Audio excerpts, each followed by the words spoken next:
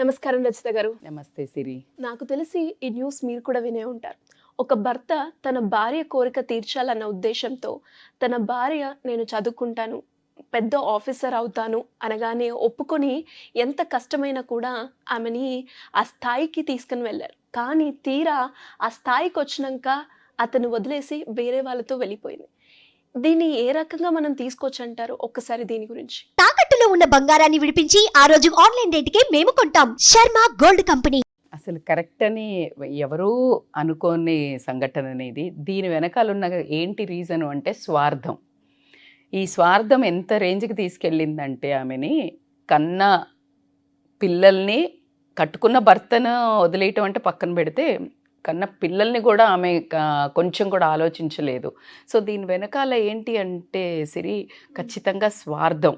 అంటే ఆమెకి విలువలు అనే ఒక పదానికి వాల్యూ తెలియకుండా పెంచడం జరిగింది. అంటే ఆమె ఉన్న సరౌండింగ్స్లో సెల్ఫిష్నెస్, స్వార్థం అనేది ఆమె లైఫ్లో చాలా రోల్ ప్లే చేసింది. సో ఫస్ట్ ఏమైంది, ఆయన లోవర్ మిడిల్ క్లాస్ నుంచి వచ్చారు ఇద్దరును. సో ఇతను అప్పుడు ఆమె కంటే హై రేంజ్లో ఉన్నాడు. అంటే అమ్మాయి ఇంకా చదువుకుంటూనే ఉంది, మామూలుగా లోవర్ క్లాస్. ఈ అబ్బాయికి ఒక మంచి గవర్నమెంట్ అంటే లైక్ గ్రేడ్ 4 దాంట్లో ఉద్యోగం, ప్యూన్ ఉద్యోగమే కానీ గవర్నమెంట్ ఉద్యోగం అని చెప్పేసి పెళ్లి చేసుకున్నారు. సో పెళ్లి చేసుకున్నప్పుడు ఏం చెప్పారు వాళ్ళ ఇంట్లో వాళ్ళు, కానీ అమ్మాయికి చదువు అంటే చాలా ఇష్టం, వాళ్ళు చదివించే స్తోమతలో లేరు, వాళ్ళు బాధ్యత వదిలేసుకోదలుచుకున్నారు. వదిలించుకోవడానికి ఏం చేశారు, ఒక మంచి గవర్నమెంట్ ఉద్యోగాన్ని అబ్బాయిని చూసి పెళ్లి చేసినప్పుడు తనకేంటి, తనంతా ఎథిక్స్ ఉన్న చాలా చిన్న ఉద్యోగంలో ఉండి చాలా విలువలు గల మనిషి. ఎంత అదృష్టం అంట అమ్మాయిది.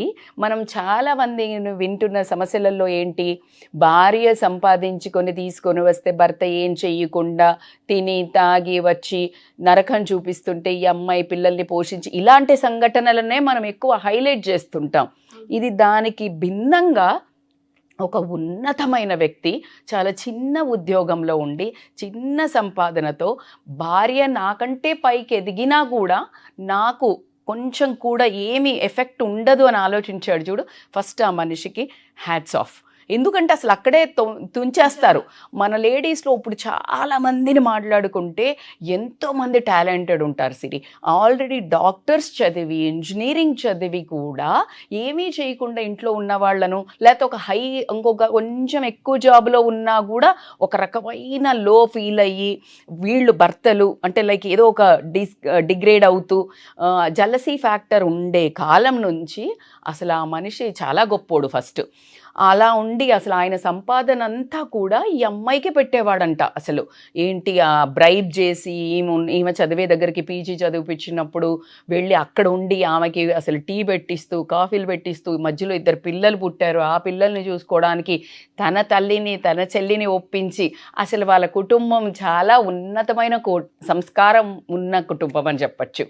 అలాంటిది ఆ అమ్మాయి అసలు బ్యాడ్ లక్ ఏంటి అంటే అసలు ఆ అమ్మాయి రూట్స్ని మర్చిపోయింది. ఎక్కడి నుంచి వచ్చాను, అసలు నేను ఈ పదవికి వెళ్ళడానికి ఎవరు కారణము, దీని వెనకాల స్వార్థం కాకపోతే ఏంటి సిరి, మనం ఇప్పుడు యాక్చువల్లీ చూస్తున్నాం కదా, ఇక్కడ భర్తను ఆమె నిరాకరించేసింది. ఏంటి, నేను ఆ లెవెల్కి వెళ్తూ ఆమెకి మంచి పొజిషన్ వచ్చింది, మంచి ఎక్కడో ఆమెకి ప్రేమ ఉండింది, వెళ్తున్న ఆమె ట్రావెల్ చేస్తూ ఆమెకి మంచి గ్రేడ్ అంటే ఈ సహకారం లేకపోతే ఆమె చదవగలిగేదా? 2 పిల్లలు పుట్టాక అసలు పిల్లల్ని మొత్తం ఆయనే చూసుకునేవాడంట. టోటల్ బాధ్యత, చదివించడం కానీ, స్కూల్కి తీసుకెళ్ళడం, స్కూల్కి రావడం, వాళ్ళ అమ్మ చెల్లి హోల్ ఫ్యామిలీ. ఎందుకంటే ఆయనకు ఒక కోరిక ఉండే, అంటే ఆ ఆఫీసర్ వాల్యూ ఏంటో తను చూస్తున్నాడు. ఆఫీసర్లకు కాఫీలు అందించడం, ప్లేట్లు పెట్టడం, ఇవన్నీ చూస్తున్నాడు. నేను ఎవరికో చేస్తున్నాను కదా, నా భార్యకి ఇంత చదువు ఇష్టం, ఆమెను ఆ పైకి తీసుకెళ్ళినట్టయితే నాకు ఈ పని తప్పుతుంది, ఎవరికో చేయటం తప్పుతుంది, నేను నా భార్య దగ్గరే ప్యూన్గా కూడా చేస్తాను అని అనుకున్నాడంట. అంటే అసలు ఎంత గొప్ప మనస్తత్వము, గొప్ప ఆలోచన, అసలు వండర్ఫుల్ అనిపించింది. కానీ అది ఆమె నిలబెట్టుకోలేకపోయింది. ఎందుకు అంటే ఆ లెవెల్కి వెళ్ళాక ఇది మర్చిపోయి, ఒకటి ఆ హై లెవెల్ క్యాడర్కి వెళ్ళేసరికి అక్కడున్న మనుషులతో ర్యాపో పెరగటము, ఎవరి ప్రేమలోనో పట్టము, దాని తర్వాత ఒక భర్త ప్యూన్గా ఉన్న మనిషి అని ఆమెకు తెలియకుండానే ఆ లెవెల్ వచ్చేసింది. కానీ నేను ఎక్కడి నుంచి వచ్చాను అనేది మర్చిపోయింది. అండ్ చాలా వరకు మీరు అన్న పాయింట్ స్వార్థం అన్నారు. అండ్ ఇప్పుడు చెప్పిన సంఘటన చూస్తే అంటే ఎవరైనా కూడా అది ఏ విషయంలో అయినా కానీ ఎవరైతే హెల్ప్ చేసి మనం ఒక పర్టికులర్ స్టేజ్ దాకా వెళ్తామో ఆ ఫస్ట్ ఇనిషియల్గా ఎవరైతే సపోర్ట్ ఇచ్చి మనని అంత స్థాయి దగ్గర తీసుకువెళ్ళిన వాళ్ళకి మినిమం గ్రాటిట్యూడ్ అసలు అనేది ఎవరో ఈ బిజినెస్లలో కానీ మనకి ఎక్కడ చూసిన ఇప్పుడు భర్తని ఇమ్మై చేయటం కానీ ఇన్ని చూసింది నువ్వు పక్కన పెట్టు సిరి. అసలు కడుపులో నుంచి కన్న తల్లిదండ్రులు రక్తం ముక్కలు చేసుకొని వాళ్ళు చేసిన వాళ్ళనే చాలా పెద్ద పొజిషన్లో ఉన్న వాళ్ళ నుంచి మొదలు పెడితే మధ్యతరగతి కుటుంబీకుల వరకు వాళ్ళని రోడ్డు మీద అనాథ శరణాలల్లో వదిలేస్తున్న రోజులలో నువ్వు ఇంకా భార్య ఎక్కడ భర్త ఎక్కడ ఏం ఆలోచించగలుగుతున్నాం మనం? పిల్లలు తల్లిదండ్రులను వదిలేయడం అనేది ఇప్పుడు కామన్. ఎలా చేస్తామండి? వాళ్ళు అసలు వినట్లేదు, లేకపోతే పని మనుషులు పెట్టిన వీళ్ళ చాదస్తాం. నువ్వు చిన్నప్పుడు ఎంత మారాం చేస్తే, ఎంత ఓపికగా వాళ్ళు నువ్వు అడిగిందంతా చెప్పిందే 10 సార్లు చెప్పి చేస్తే నిన్ను ఇంకొకసారి అడిగితేనే నువ్వు విసుక్కునే స్టేజ్. అది స్వార్థం కాకపోతే ఇది. ఒకప్పుడు నువ్వు ఒక కుటుంబంలో ఒక అన్ననో ఒక తమ్ముడో అసలు కమ్యూనిటీకి సంబంధించిన ఒక్క మనిషి బయటికి వెళ్తే పైకి వస్తే ప్రతి ఒక్కళ్ళను పైకి తీసుకొచ్చేవాళ్ళు సిరి. ఎస్, డెఫినెట్ గా మన ఇంట్లో నుంచి ఒకరు బయటికి వెళ్ళి ఒక మంచి ప్లేస్ లో అలాంటిది ఇప్పుడు ఎలా ఉందంటే నాకే అంత కావాలి. ఒక అక్క చెల్లి అన్న తమ్ముడు ఉంటే ఆస్తి అక్క చెల్లెళ్ళకి ఇవ్వకూడదు, నాకే మొత్తం కావాలి. లేదు ఈ ఇళ్ళకి మాకున్నా కూడా మాకెందుకు ఆస్తి వద్దు. అసలు బంధాలు అనే ఒక వాల్యూయే పోయి స్వార్థం మొత్తం నాకే వస్తే బాగుంటుంది. ఎలా వస్తుంది, ఎందుకు వస్తుంది అనే మాట మర్చిపోయారు. అంటే చంపుకునే స్టేజులు చూసాం మనం ఆస్తుల కోసం. తల్లి తండ్రిని చంపి ఆస్తి తీసుకున్న వాళ్ళను చూసాం, మనం వింటున్నాం. అంటే ఆ స్వార్థం రావడానికి ముఖ్య కారణం ఏంటంటారు? చిన్నప్పటి నుంచి మనల్ని పెంచే పద్ధతి కూడా, మన అప్ బ్రింగింగ్ ఎలా ఉండిందంటే, ఇప్పుడు నువ్వు గమనించు, చిన్నప్పుడు నువ్వు ఎవరైనా ఫ్రెండ్స్కి చాక్లెట్స్ ఇస్తున్నావు, లేకపోతే ఇంట్లో ఉంటే ఇవ్వకు, ఇది మనది మనది మనది అని పెంచుతున్నాం. ఈ మనది కాస్త ఈ మన అనే దాంట్లో తర్వాత వీళ్ళు కూడా ఉండకుండా అయిపోయారు. ఈ మన అని నువ్వు అక్కడి నుంచి పెంచుతున్నావు. ఎథిక్స్ వాల్యూస్ లేకుండా మనమే నేర్పిస్తున్నాము. అప్ బ్రింగింగ్ చేసేటప్పుడు పెంపకం నుంచే నువ్వు మనము అందరిది ఉన్నది కొంచెం పంచాలి అని నేర్పించడం నువ్వు ఎప్పుడైతే స్టార్ట్ చేస్తావో ఖచ్చితంగా వాళ్ళ మైండ్లో ఇది రాదు. నా పిల్లలు చిన్నగా ఉన్నప్పుడు చాక్లెట్స్ చాలా ఫ్రిడ్జ్లో ఉంటే ఇది చాలా మందికి మా మదర్ కూడా ఇప్పుడు రిలేట్ చేసుకుంటూ ఉంటారు. అట్లా ఏంటి నీ పిల్లలు తీసుకెళ్ళి అన్ని చాక్లెట్స్ పంచుతారు అనేది. అమ్మా ఇప్పుడు నేర్పిస్తే, నేను ఇదే డైలాగ్ కొట్టేదాన్ని 24 years బ్యాక్ కూడా. నువ్వు ఇప్పుడే నేర్పిస్తే ఇవ్వద్దు అని రేపు మనకు కూడా పెట్టరమ్మా, నువ్వే నేర్పిస్తున్నావు ఎవరికి ఇవ్వద్దు అని. అక్కడి నుండి స్టార్ట్ అవుతుంది సిరి. ఏమి పంచొద్దు, ఏమి ఇవ్వద్దు, ఇది మనది మనము.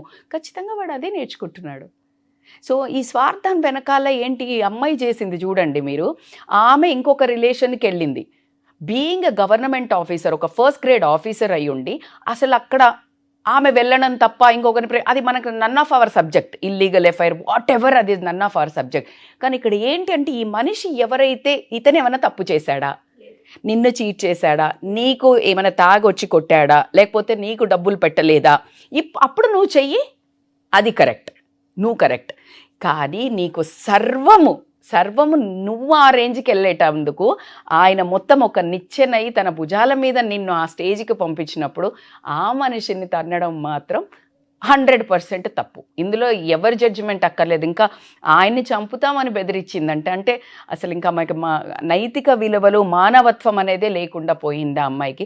బ్యాడ్ లక్ ఏంటంటే చూడండి, ఎప్పుడైతే ఆ అమ్మాయి వినాశకాలే విపరీత బుద్ధి అన్నట్టు ఎప్పుడైతే చంపుతాము అని కూడా బెదిరియటం వాళ్ళ తమ్ముడితో కలిసి స్టార్ట్ చేసిందో it has become a big issue. ఇప్పుడు తన ఎక్కడ మూలాలు లేకుండా కింద పడింది. ఇది మాత్రం గుర్తుపెట్టుకో సిరి. ఆ అమ్మాయి ఇప్పుడు చేసింది స్వార్థం, ఇవన్నీ చేసిన అనుకుంది. కానీ బియాండ్ లిమిట్స్ ఎప్పుడైతే నువ్వు ఏదైనా వినాశకాలే విపరీత బుద్ధి అన్నట్టు ఎప్పుడైతే ఆ స్టేజ్కి వెళ్తావో పై నుంచి కిందికి పడడం మాత్రం అది ఖాయం. అదే ఇది ఎగ్జాంపుల్. అదే ఆ అమ్మాయి గనక నువ్వు ఇప్పుడు ఆ భర్తను మోసం చేయడే కూడా ప్రజల్ని మోసం చేయడం మొదలుపెట్టింది. ఏంటి, బ్రైబ్స్ తీసుకోవడము, నువ్వు అన్ని లంచాలు తీసుకోవడము, government office. So she's unfit for social life, marriage life, as a mother, everywhere she's unfit. చదువు ఒకటే కాదు, సంస్కారం ఉండాలి అని చెప్పింది. ఆమెకి చదువు ఉన్నది కానీ విలువలు లేవు. ఇతనికి చదువు లేదు కానీ విలువలు ఉన్నాయి. ఎవరిందులో ధనవంతుడు? ఆబ్వియస్. ఆబ్వియస్లీ. సో ధనము కానీ పొజిషన్ బట్టి కానీ ఎవ్వరికి విలువలు రావు. డబ్బు కాదు, నీ మనసు నీ గుణంతోటే నువ్వు ఎప్పుడు రిచ్నెస్ ధనవంతుడు అవుతావు. గుణంతో ధనవంతుడు అవుతారు కానీ డబ్బుతో ధనవంతులు అవ్వడం అనేది కొంతవరకే. నేను ఎప్పుడు చెప్తుంటాను, డబ్బున్న వాళ్ళు ఎప్పుడు బాగా పరిగణింపబడతారంటే డబ్బుండి నువ్వు ఎప్పుడైతే నార్మల్ మనుషులతో బాగా ఉంటూ హెల్ప్ చేయడానికో లేకపోతే మంచిగా మాట్లాడతావో అప్పుడే నీకు విలువ. నువ్వు డబ్బుండి ఎవరిని పట్టించుకోకుండా నువ్వు ఎక్కడికో వెళ్ళిపోయానుకో అని చూస్తే వెనకకి ఎవ్వరు ఉండరు. సో స్వార్థంతో నువ్వు కోల్పోయేది అంత ఇంత కాదు. స్వార్థంతో నువ్వు వచ్చేది నీకు తెలియదు, నీకు ఇంతే వస్తుంది, కానీ కోల్పోయేది మాత్రం కొండంత. సో కాబట్టికే నువ్వు తల్లిదండ్రులను మిస్ అవుతున్నారు, రక్త సంబంధాలు అన్నతమ్ములను అక్క చెల్లెలను మిస్ అవుతున్నారు, చుట్టుపక్కల స్నేహితులను మిస్ అవుతున్నారు. ఈ నార్సిస్టిక్ పర్సనాలిటీ ఉంటుంది కొంతమందికి. నార్సిస్టిక్ పర్సనాలిటీ అంటే ఏంటంటే సెల్ఫ్ అబ్సెస్డ్, బ్యూటీ మీద, పవర్ మీద, లేకపోతే నేనే బాగుండాలి, నువ్వు బాగుండాలి, నీతో పాటు అందరూ బాగుండాలి. ఒక మూవీ వచ్చింది, నేను బాగుండాలి, నాతో పాటు నలుగురు బాగుండాలి, అందులో నేనుండాలి అని అనుకునేది మాత్రమే జీవితం. కానీ నలుగురికి భిన్నంగా నువ్వు పోయేది మాత్రం అది నీ జీవితం కాదు. నీ స్వార్థమే నీకు అంతం అనేది ఆ అమ్మాయి స్టోరీలో చాలా క్లియర్గా తెలిసింది. అదొకటి బయటపడింది సిరి. ఏ స్టోరీలో అయినా, ఎవరి లైఫ్లో అయినా, ఎవరైతే అత్యంత మించి స్వార్థానికి వెళ్తారో వాళ్ళ లైఫ్లో ఎండ్ రిజల్ట్ మాత్రం 0. Selfishness is very important, self care is very important. మితంగా మనిషికి మించి కొంతమందిని చూస్తుంటే ఉన్నదంతా దానం చేసి ఇంట్లో వాళ్ళని ఏమీ లేకుండా చేస్తారు. అది కరెక్ట్ కాదు. కొంచెం ఏదైనా అందమే. ఇది అధిగమించిన స్వార్థం చూసావు కదా ఏ దెబ్బకి తీసుకెళ్ళిందో. మనం ఎంతమందినో చూస్తున్నాము. నేను రొటీన్గా నువ్వు చూసుంటావు ఎంతమందిని మనం రొటీన్ లైఫ్లో చూస్తుంటే ఆ స్వార్థానికి బలైన వాళ్ళు చాలా మంది ఉంటారు. కానీ ఏం వరీ కావద్దు, ఎవరైతే వాళ్ళ ఇతరుల స్వార్థానికి బలవుతున్నారో ఏం పర్వాలేదు. వాళ్ళు ఒక్కసారి ఎక్కడి నుంచో కిందికి నీ కళ్ళల్లో ఎలాగో పడిపోయారు, కిందకి దిగజారిపోయారు. వాళ్ళు రియల్ లైఫ్లో కూడా అంతకు మించి కిందకు పడతారు. ఆ దెబ్బ దేవుడు కొడతాడు కదా అంటే తిరిగి వాడి కళ్ళల్లో వాడు నిలబడలేడు, అదే సొసైటీలో కూడా ఎదురుగా నిలబడలేడు. So it's again karma reflects back. So don't worry, స్వార్థాన్ని వదులుకోండి. చక్కగా నలుగురితో నవ్వుతూ మీకు వీలన్నంత మాట సాయం, వీలైతే కొంచెం ఏదైనా మానిటరీ సహాయం చేయండి. కానీ ఉత్త ధనమే, పొజిషనే నీ ఏది నీ తోడు రాదు. నీ మంచితనమే నీ తోడు వస్తుంది. అది మాత్రం గమనించుకొని స్వార్థాన్ని విడనాడితే బెటర్. నిజంగా అండి, మీరు చెప్పింది అక్షరాల నిజము. అండ్ తను ఏదైతే స్వార్థం కోసం చేసిందో దానివల్ల ఏవేవి కోల్పోయిందో తను ఇంకా రియలైజ్ అయింది అని అనుకుంటాను. మీరు చెప్పినట్టు ఇటు ఫ్యామిలీ పరంగా కావచ్చు, అటు ఎడ్యుకేషన్ అండ్ హోదా సొసైటీ, వీటన్నిటిలో కూడా తను ఎంత లూజ్ అయింది. ఎంత బ్యాడ్ లక్ కదా. అది మూర్ఖత్వం. అందుకే అంటారు ఒక్కొక్కసారి తెలియదు సిరి, వెళ్ళిపోతుంటారు ఒక దాంట్లో ఫ్యాంటసీస్లో. కానీ ఎక్కడికి ఎప్పుడు టర్న్ అసలు అంత అద్భుతమైన భర్తను, అదే కదా దరిద్రం. ఎద్దున్నోడికి బుద్ధి ఉండదంట, బుద్ధున్నోడికి ఎద్దుండదంట. చదువుపించడానికి లేక చదువుకున్న వాళ్ళను అసలు ఇంట్లో భార్యల్ని తొక్కి పడేసి తాగి తందనాలాడి బ్యాడ్గా వాళ్ళు ఇల్లీగల్ అఫైర్స్ పెట్టుకున్న వాళ్ళను భరించే భార్యలున్న స్థితిలో అసలు అంత దేవుళ్ళలాంటి భర్త, ఒక మనిషి భర్తగా దొరికి ఆమెను అందనానికి ఎత్తుతుంటే అధపాతాళానికి పోతా అని పోయింది అంటే దానికి కర్మ. ఇంకెవడు భగవంతుడు కూడా ఎవరిని కాపాడలేడు. థ్యాంక్ యూ అండి, thank you so much. Thank you Siri.